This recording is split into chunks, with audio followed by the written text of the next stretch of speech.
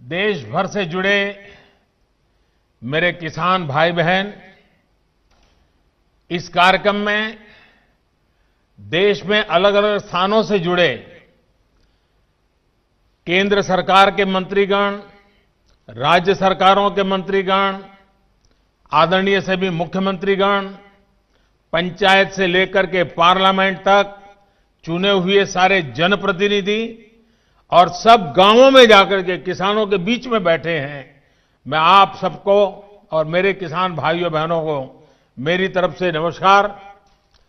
किसानों के जीवन में खुशी, ये हम सभी की खुशी बढ़ा देती है। और आज का दिवस तो बहुत ही पावन दिवस भी है।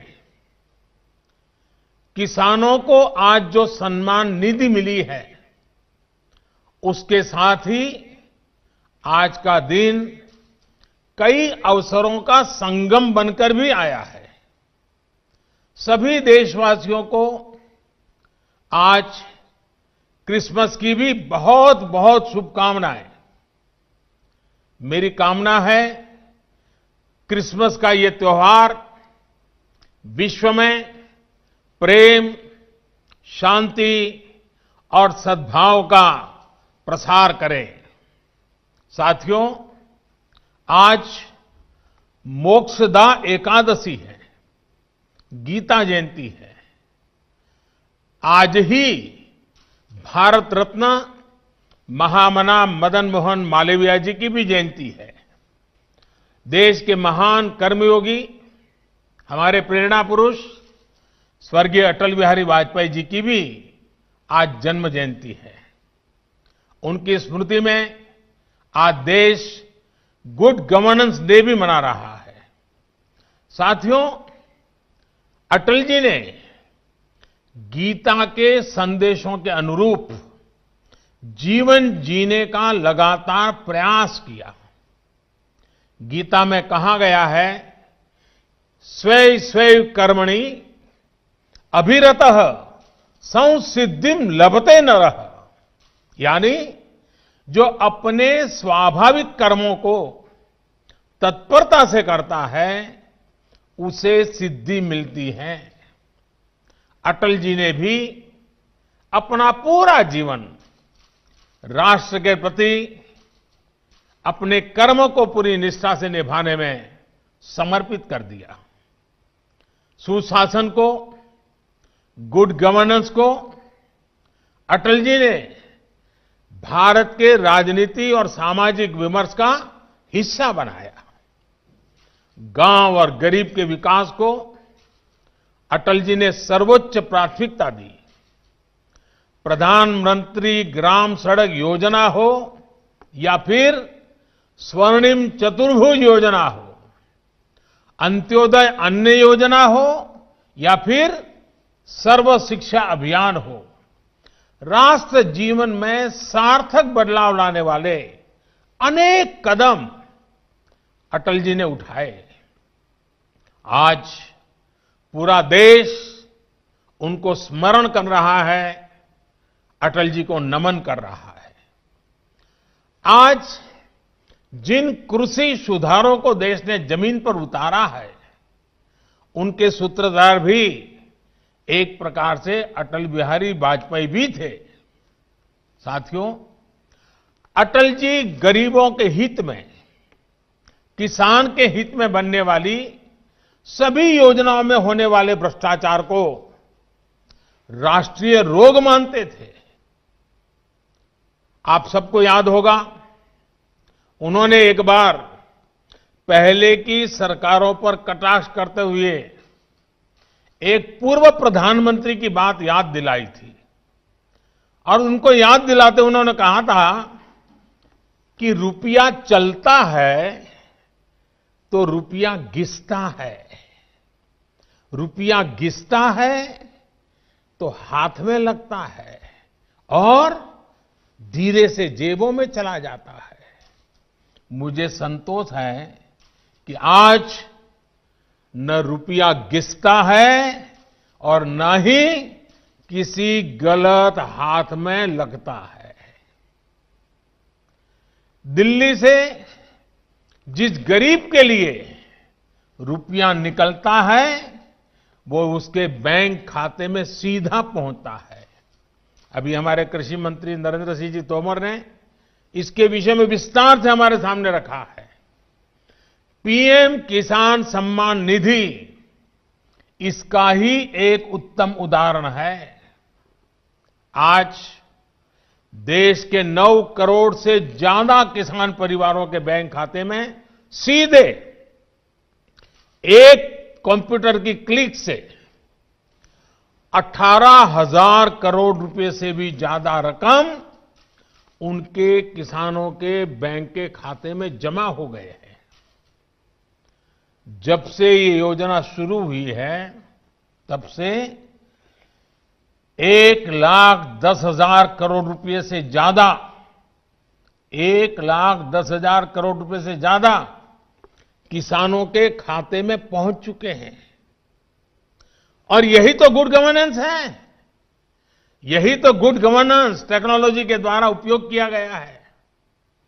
18,000 करोड़ से ज्यादा रुपए पल भर में, कुछ ही पल में सीधे किसानों के बैंक खातों में जमा हो गए हैं।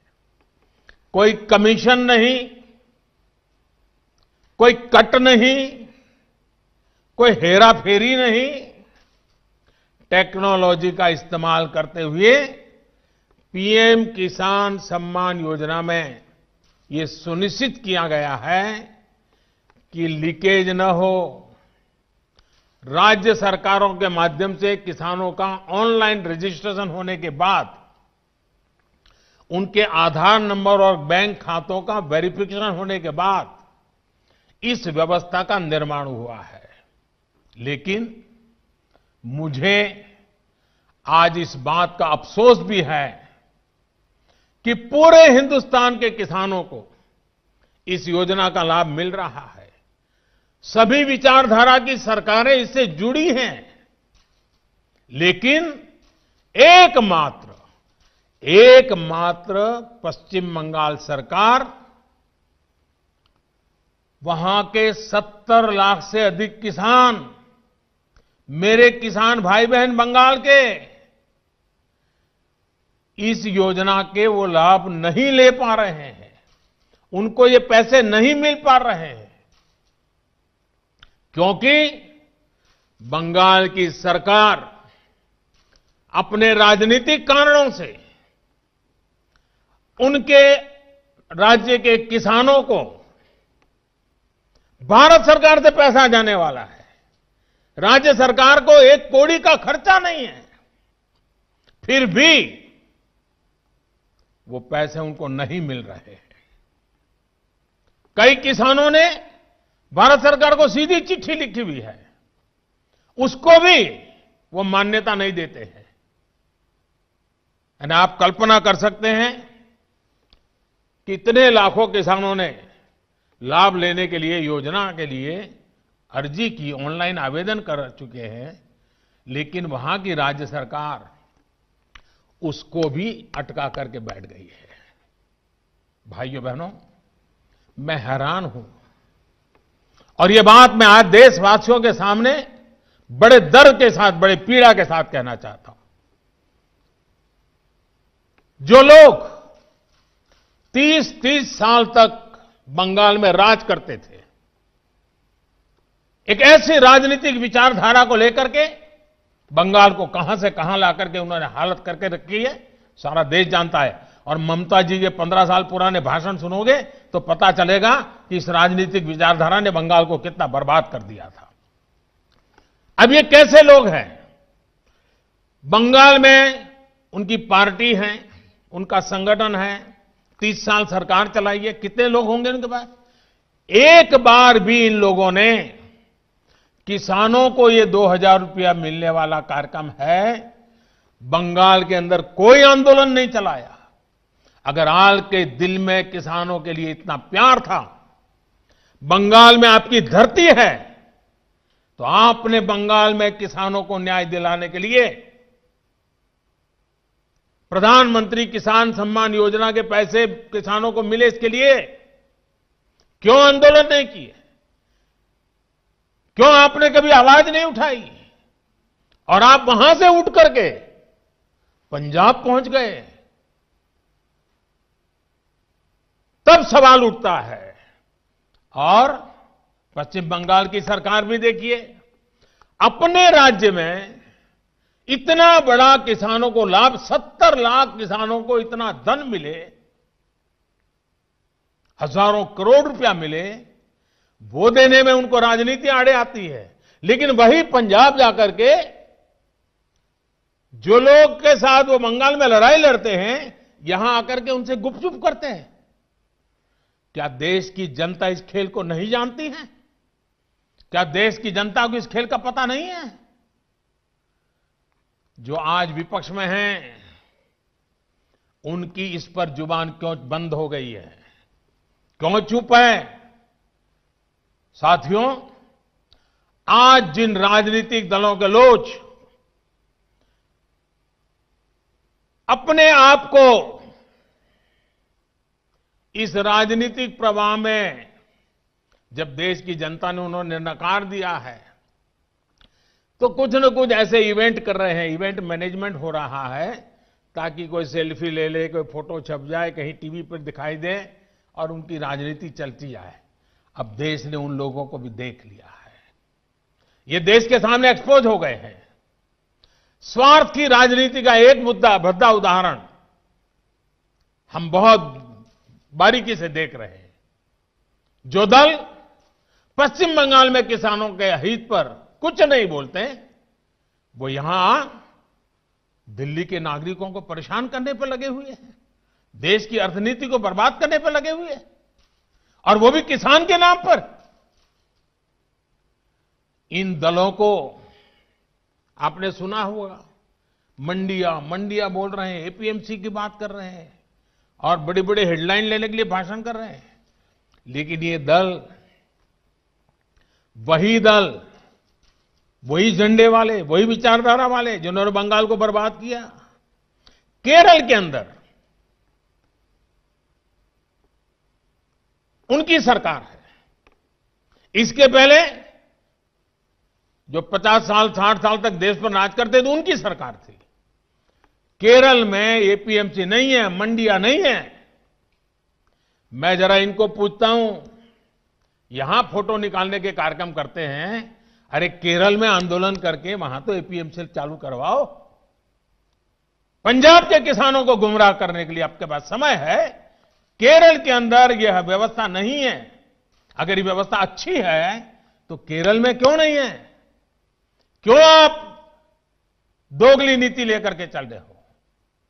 ये किस तरह की राजनीति कर रहे हैं जिसमें कोई तर्क नहीं, कोई तथ्य नहीं है?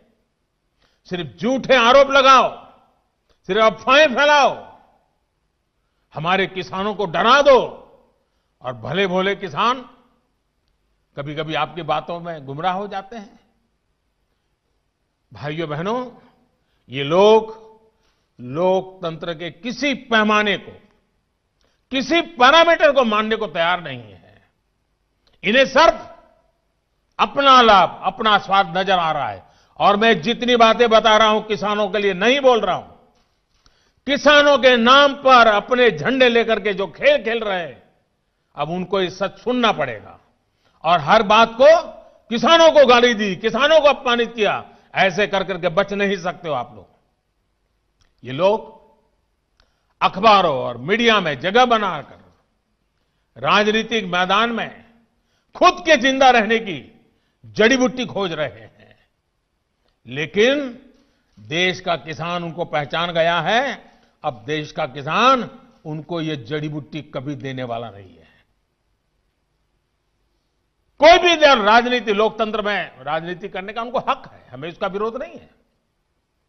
लेकिन निर्दोष किसानों की जिंदगी के साथ न खेलें, उनके भविष्य के साथ खिलवाड़ न करें, उन्हें गुमराह न करें, भ्रमित न करें। साथियों, ये वही लोग हैं जो बरसों तक सत्ता में रहे। इनकी नीतियों की वजह से देश की कृषि और किसान का उतना विकास नहीं हो पाया जितना उसमें सामर्थ्य था। पहले की सरकारों की नीतियों की वजह से सबसे ज्यादा बर्बाद वो किसान हुआ जिसके पास न तो ज्यादा जमीन थी न ज्यादा संसाधन। इस छोटे किसान को बैंकों से पैसा नहीं मिलता था क्योंकि उसके पास तो बैंक खाता तक नहीं था। पहले के समय में जो फसल बीमा योजना थी उसका लाभ भी इन छोटे किसानों के लिए तो कहीं नामो निशान नहीं था। कोई इक्का दुक्का कहीं मिल जाए तो अलग बात है। इस छोटे किसान को खेत सिंचने के लिए न पानी मिलता था न बिजली मिलती थी। वो हमारा बेचारा गरीब किसान अपना खून पसीना लगाकर वो खेतों में जो पैदा भी करता था उसे बेचने में भी उसकी हालत खराब हो जाती थी। इस छोटे किसान की सुध लेने वाला कोई नहीं था। और आज मैं देशवासियों को फिर याद दिलाना चाहता हूं, देश में इन किसानों की संख्या छोटी नहीं है। जिनके साथ यह अन्याय किया गया है ना, ये संख्या 80% से ज्यादा किसान इस देश में हैं, करीब करीब 10 करोड़ से भी ज्यादा, जो इतने वर्षों तक सत्ता में रहे। उन्होंने इन किसानों को अपने हाल पर छोड़ दिया था। चुनाव होते रहे, सरकारें बनती रही, रिपोर्ट आती रही, आयोग बनते रहे, वादे करो भुला दो, करो भुला दो, यही सब हुआ। लेकिन किसान की स्थिति नहीं बदली। नतीजा क्या हुआ? गरीब किसान और गरीब होता गया। क्या देश में इस स्थिति को बदलना आवश्यक नहीं था? मेरे किसान भाइयों और बहनों, 2014 में सरकार बनने के बाद हमारी सरकार ने नई अप्रोच के साथ काम करना शुरू किया। हमने देश के किसान की छोटी छोटी दिक्कतों और कृषि के आधुनिकीकरण, उसे भविष्य की जरूरतों के लिए तैयार करने, दोनों पर एक साथ ध्यान दिया।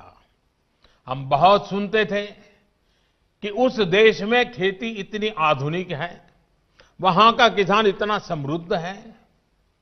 कभी इजराइल का उदाहरण सुनते रहते थे। हमने दुनिया भर में कृषि क्षेत्र में क्या क्रांति आई है, क्या बदलाव आए हैं, क्या नए इनिशिएटिव आए हैं, क्या अर्थव्यवस्था के साथ कैसे जोड़ा है, सारी चीजों का गहन अध्ययन किया।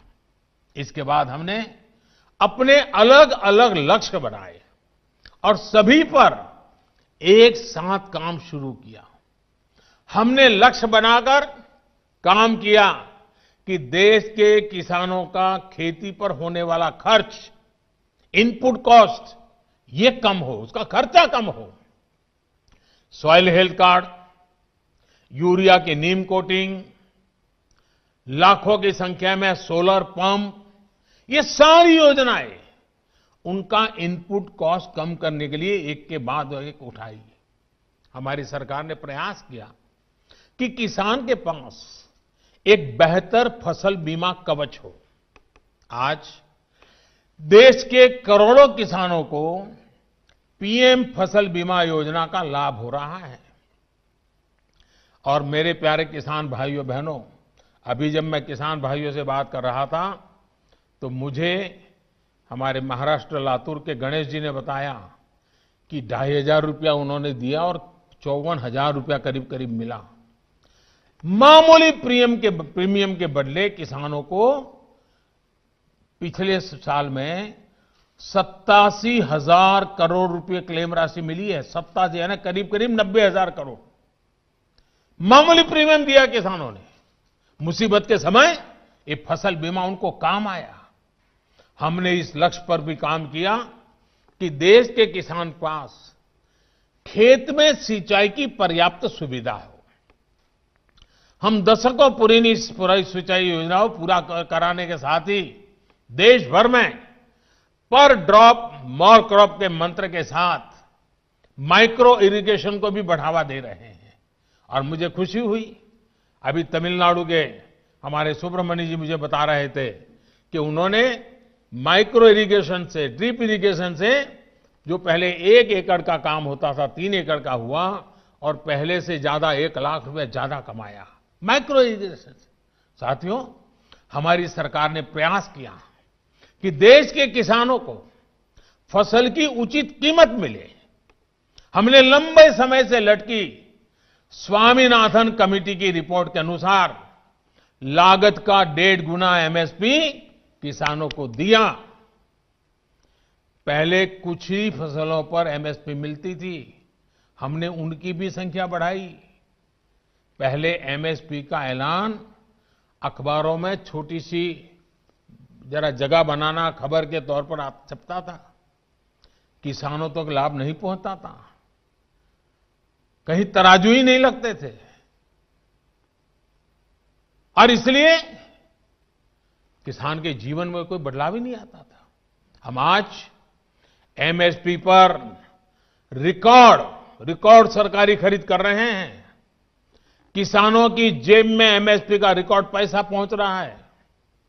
जो आज किसानों के नाम पर आंदोलन कर रहे हैं, वो जब उनका समय था तब चुप मार करके बैठे हुए थे। ये जितने लोग आंदोलन चला रहे हैं ना, ये उस सरकार के हिस्सेदार थे, समर्थन करते थे। और यही लोग स्वामीनाथन कमेटी की रिपोर्ट के ऊपर बैठ गए थे, सालों तक बैठ गए थे। हमने आकर के निकाला, क्योंकि हमारे दिल में किसान की जिंदगी को भला करना, कल्याण करना, ये हमारा जीवन का मंत्र है, इसलिए कर रहे हैं। साथियों, हम इस दिशा में भी फसल बेचने के लिए किसान के पास सिर्फ एक मंडी नहीं, बल्कि उसको विकल्प मिलना चाहिए, बाजार मिलना चाहिए। हमने देश की 1000 से ज्यादा कृषि मंडियों को ऑनलाइन जोड़ा। इनमें भी 1 लाख करोड़ रुपए से ज्यादा का कारोबार किसानों ने कर दिया है। किसान ऑनलाइन बेचना शुरू किया है। साथियों, हमने एक और लक्ष्य बनाया कि छोटे किसानों के समूह बने, ताकि वो अपने क्षेत्र में एक सामूहिक ताकत बनकर काम करे। आज देश में 10,000 से ज्यादा किसान उत्पादक संघ, एफपीओ बनाने का अभियान चल रहा है।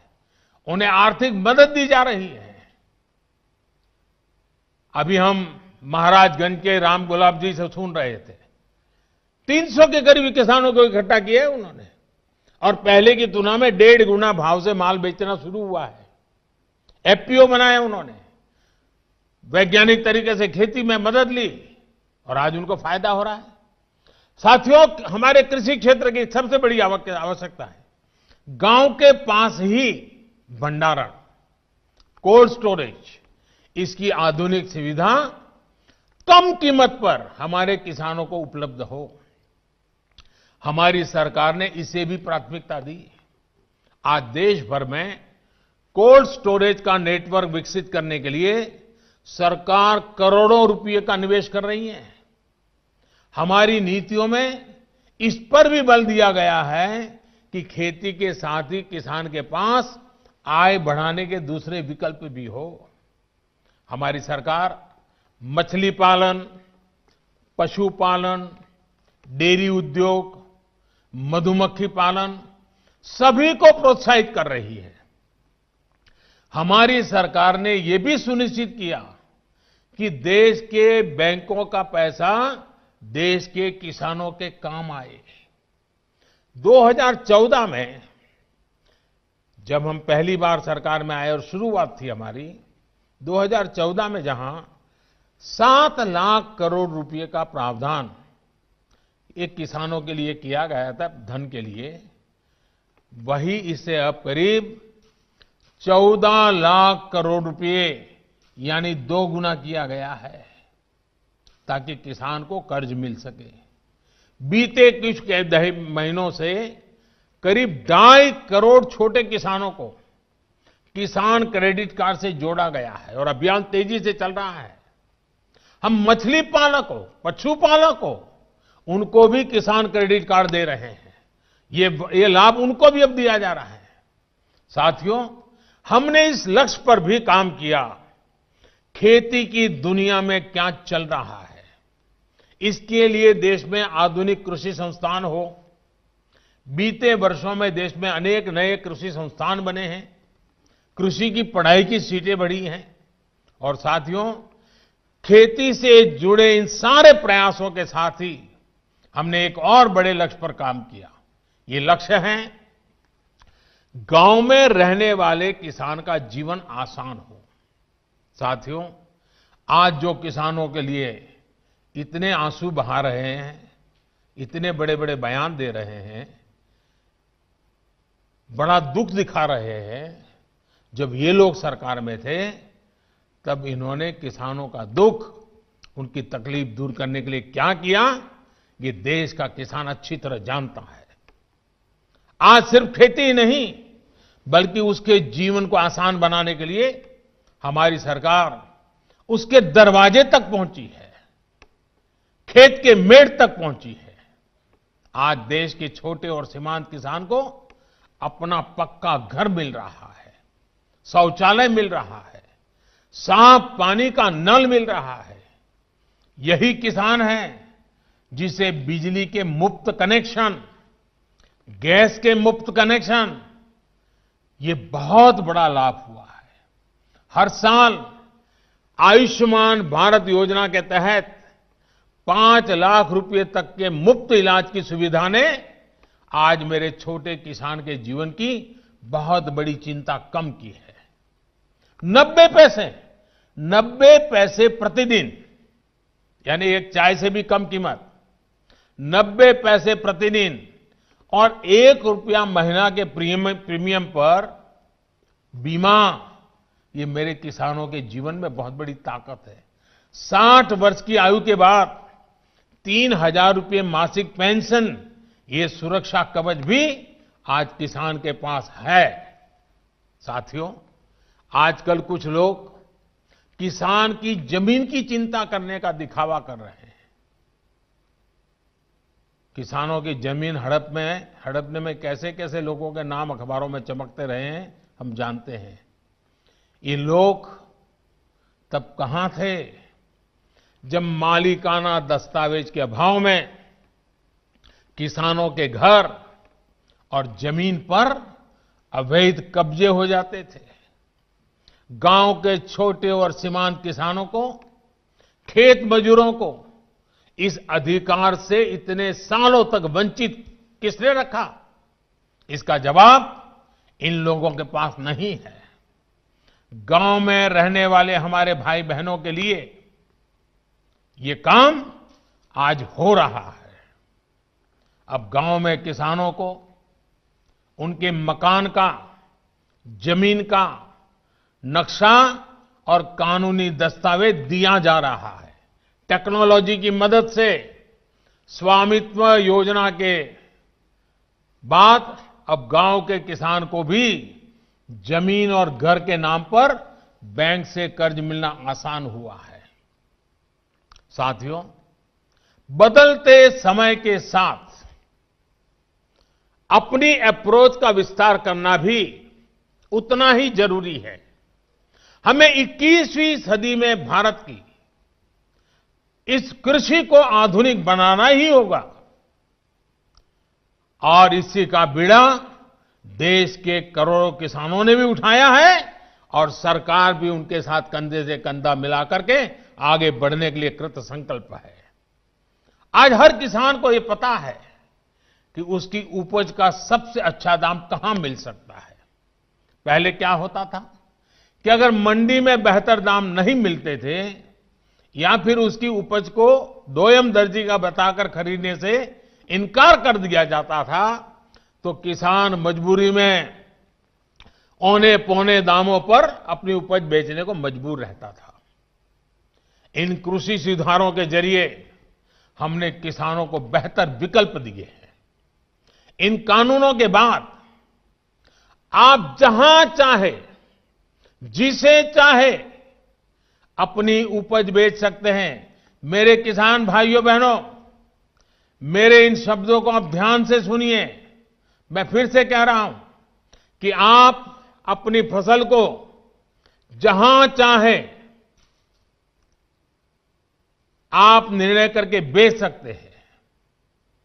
आपको जहां सही दाम मिले आप वहां पर उपज बेच सकते हैं। आप न्यूनतम समर्थन मूल्य यानी एमएसपी पर अपनी उपज बेचना चाहते हैं, आप उसे बेच सकते हैं। आप मंडी में अपनी उपज बेचना चाहते हैं, आप बेच सकते हैं। आप अपनी उपज का निर्यात करना चाहते हैं, आप निर्यात कर सकते हैं। आप उसे व्यापारी को बेचना चाहते हैं, आप बेच सकते हैं।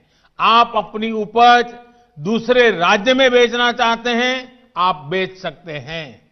आप पूरे गांव के किसानों को एफपीओ के माध्यम से इकट्ठा कर अपनी पूरी उपज को एक साथ बेचना चाहते हैं, आप बेच सकते हैं।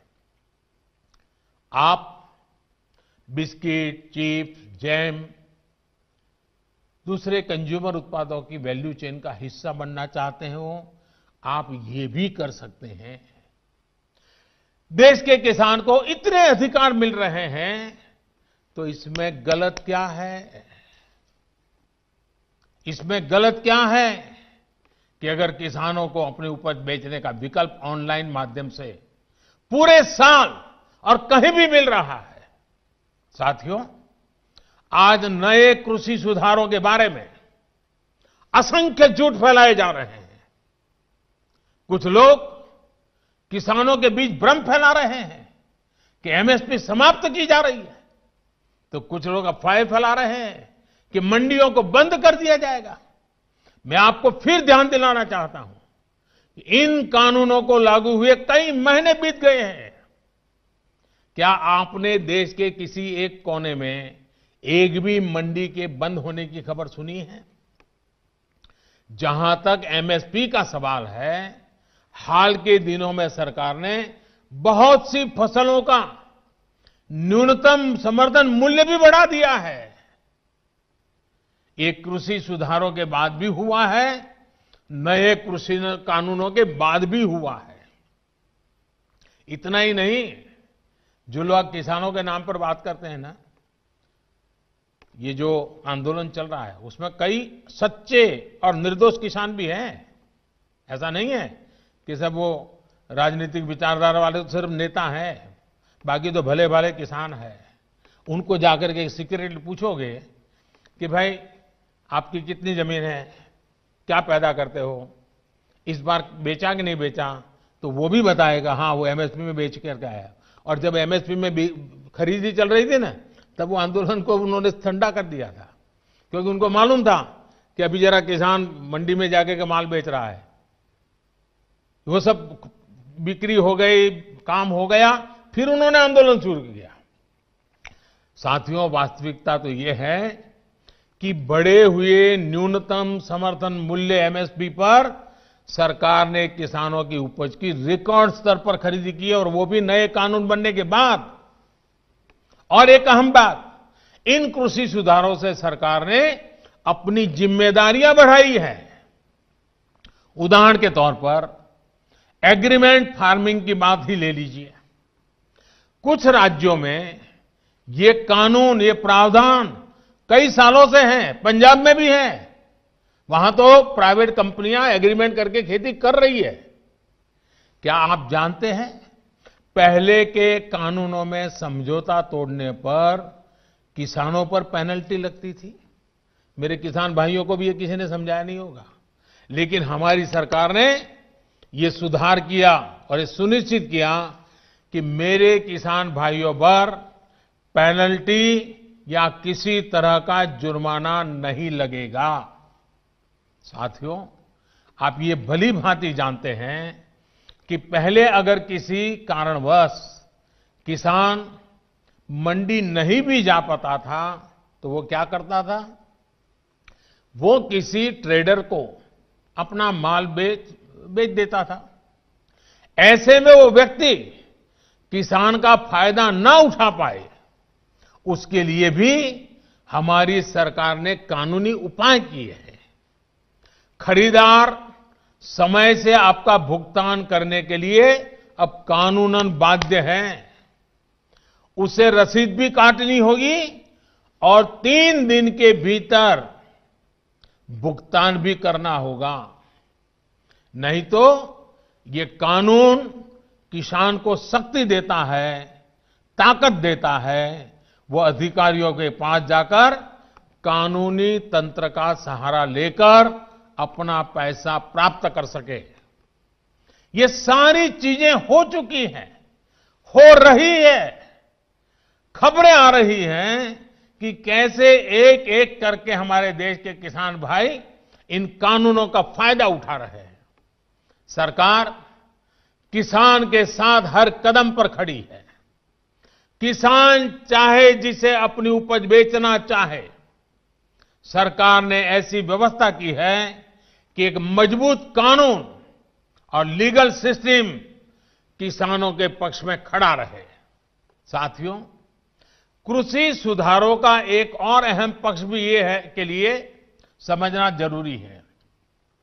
अब जब कोई किसान के साथ एग्रीमेंट करेगा तो वो ये भी चाहेगा कि उपज अच्छी से अच्छी हो। इसके लिए एग्रीमेंट करने वाला किसानों को अच्छे बीज, आधुनिक तकनीक, अत्याधुनिक उपकरण, विशेषज्ञता ये हासिल करने में मदद करेगा ही करेगा, क्योंकि उसको तो उसी रोजी रोटी उसमें है। अच्छी उपज के लिए सुविधाएं किसानों के दरवाजे पर उपलब्ध करवाएगा। एग्रीमेंट करने वाला व्यक्ति बाजार की ट्रेंड से पूरी तरह वाकिफ रहेगा और इसी के अनुरूप हमारे किसानों को बाजार की मांग के हिसाब से काम करने में मदद करेगा। अब आपको मैं एक और स्थिति बताता हूं। अगर किसी वजह से, किसी परेशानी की वजह से किसान की उपज अच्छी नहीं होती या फिर बर्बाद हो जाती है, तो भी ये याद रखिए, तो भी जिसने एग्रीमेंट किया है उसको, किसान को उपज का जो दाम निर्धारित हुआ था वो उसको देना ही पड़ेगा। एग्रीमेंट करने वाला अपने एग्रीमेंट को अपनी मर्जी से खत्म नहीं कर सकता है। लेकिन दूसरी तरफ अगर किसान एग्रीमेंट को किसी भी वजह से खत्म करना चाहता है तो किसान कर सकता है, सामने वाला नहीं कर सकता है।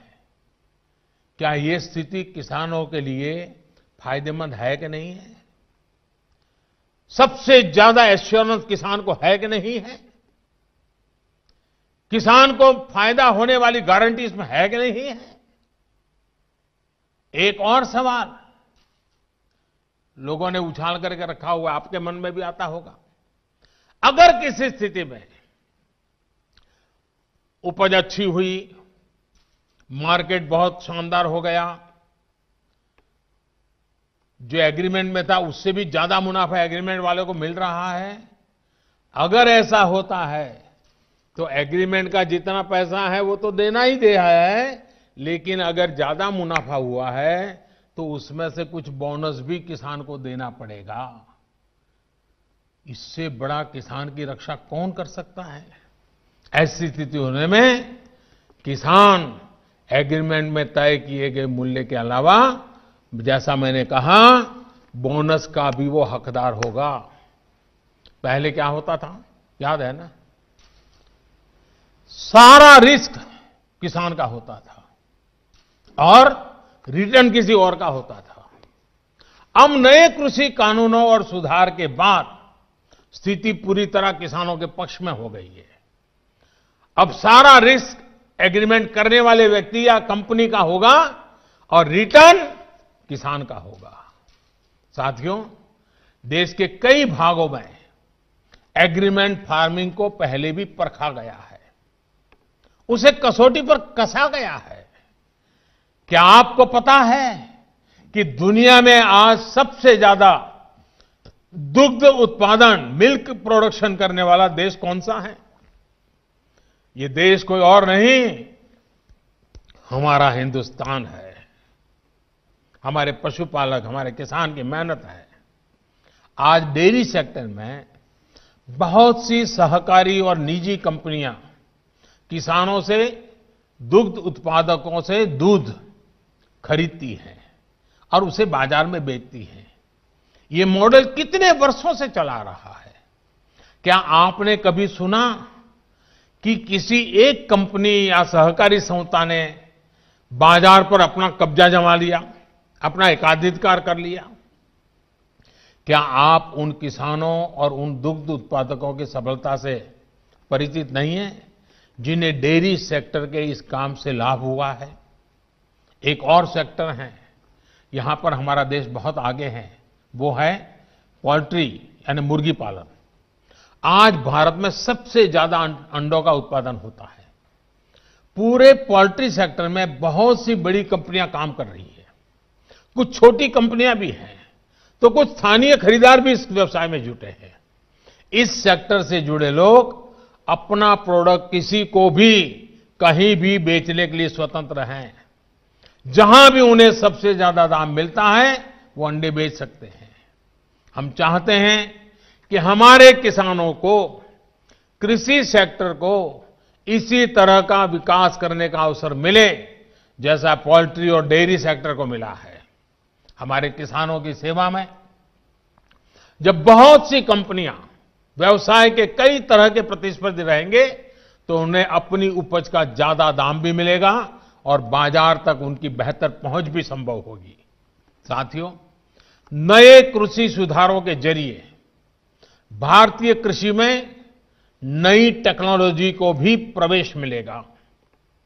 आधुनिक तकनीक के जरिए हमारे किसान अपनी उपज को बढ़ा सकेंगे, अपनी उपज को विविधता दे सकेंगे, अपनी उपज की बेहतर ढंग से पैकेजिंग कर सकेंगे, अपनी उपज में वैल्यू एडिशन कर सकेंगे।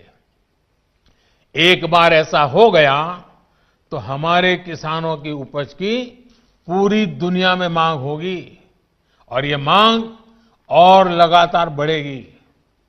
हमारे किसान सिर्फ उत्पादक नहीं बल्कि खुद निर्यातक बन सकेंगे। दुनिया में कोई भी अगर कृषि उत्पादों के जरिए बाजार में अपनी धाक जमाना चाहेगा तो उसे भारत आना पड़ेगा। अगर दुनिया में कहीं भी क्वालिटी और क्वांटिटी दोनों की जरूरत होगी तो उन्होंने भारत के किसानों के साथ साझेदारी करनी पड़ेगी। जब हमने दूसरे सेक्टर में इन्वेस्टमेंट और इनोवेशन बढ़ाया तो हमने आय बढ़ाने के साथ ही उस सेक्टर में ब्रांड इंडिया को भी स्थापित किया। अब समय आ गया है कि ब्रांड इंडिया दुनिया के कृषि बाजारों में भी खुद को उतनी ही प्रतिष्ठा के साथ स्थापित करे। साथियों, कुछ राजनीतिक दल जिन्हें देश की जनता ने लोकतांत्रिक तरीके से नकार दिया है, वो आज कुछ किसानों को गुमराह करके जो कुछ भी कर रहे हैं, उन सबको बार बार नम्रतापूर्वक सरकार की तरफ से अनेक प्रयासों के बावजूद भी किसी न किसी राजनीतिक कारण से, किसी ने बंधी राजनीतिक विचारधारा के कारण से ये चर्चा नहीं होने दे रहे हैं। कृषि कानूनों के संदर्भ में ये जो पॉलिटिकल पार्टी की विचारधारा वाले जो कुछ लोग हैं, जो किसानों के कंधे पर बंदूकें फोड़ रहे हैं, कृषि कानूनों के संदर्भ में उनके पास ठोस तर्क न होने के कारण वो भांति भांति के मुद्दों को किसानों के नाम पर उछाल रहे हैं। आपने देखा होगा जब प्रारंभ हुआ था तो उनकी इतनी मांग थी कि भाई एमएसपी की गारंटी दो।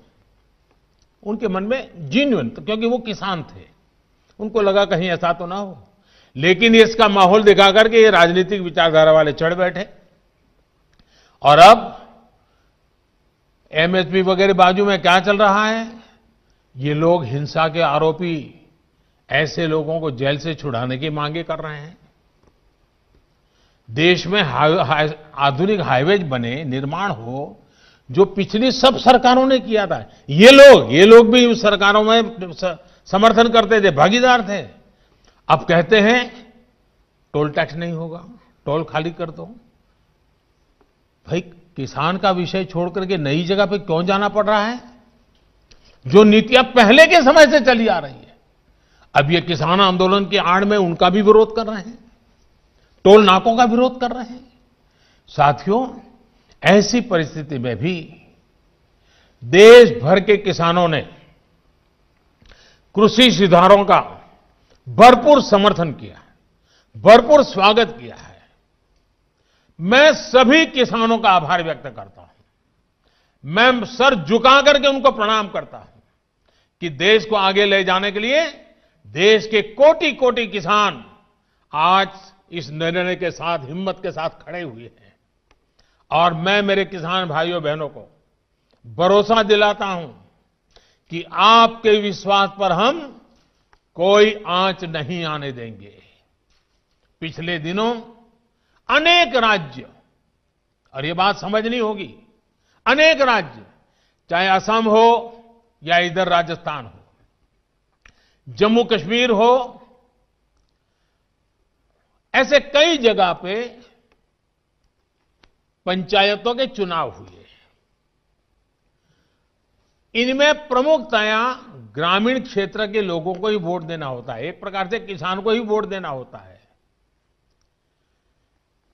इतना गुमराह करने वाला का खेल चलता था, इतना बड़ा आंदोलन का नाम दिया जा रहा था, हो हल्ला किया जाता था, लेकिन इसी के अगल बगल में जहां जहां चुनाव हुए हैं, उन गांवों के किसानों ने ये आंदोलन चलाने वाले जो इतने लोग थे उनको नकार दिया है, पराजित कर दिया है।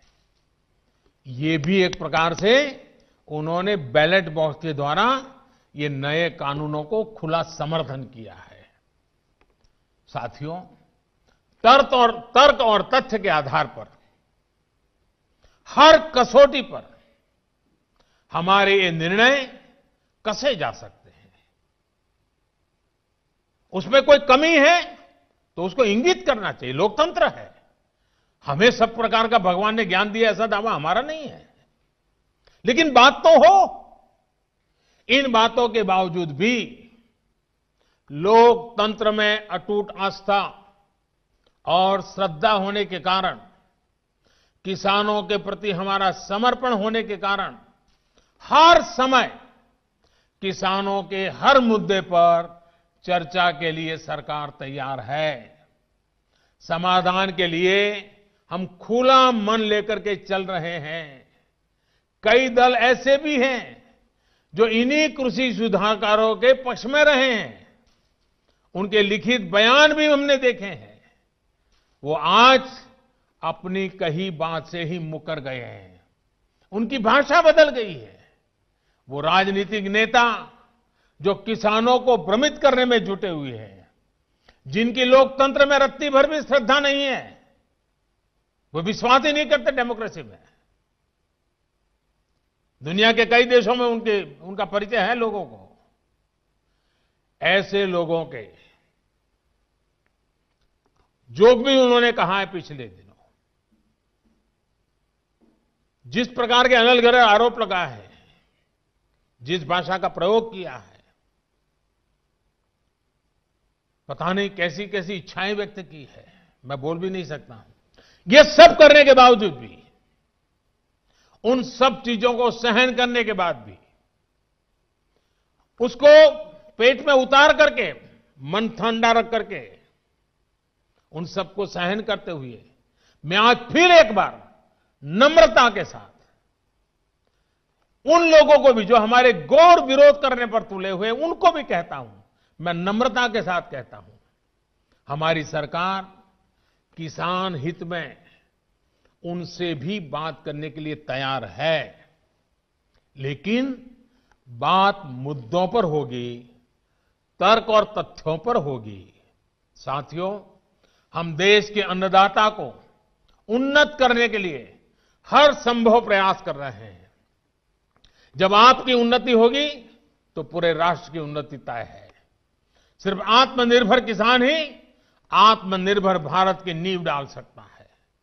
मेरे देश के किसानों से आग्रह है, किसी के बहकावे में ना आए, किसी के झूठ को न स्वीकारे, तर्क और तथ्य के आधार बनाकर ही सोचे विचारे। और फिर एक बार देश भर के किसानों ने खुल करके जो समर्थन दिया है, ये मेरे लिए अत्यंत संतोष और गर्व का विषय है। मैं आपका बहुत आभारी हूं। एक बार फिर से करोड़ों किसान परिवारों को पीएम किसान सम्मान निधि के लिए मैं आपको बहुत बहुत बधाई देता हूं और मैं आपसे लगातार प्रार्थना करता हूं, आपके लिए भी प्रार्थना करता हूं, आप स्वस्थ रहें, आपका परिवार स्वस्थ रहे। इसी कामना के साथ आप सभी का बहुत बहुत आभार, धन्यवाद।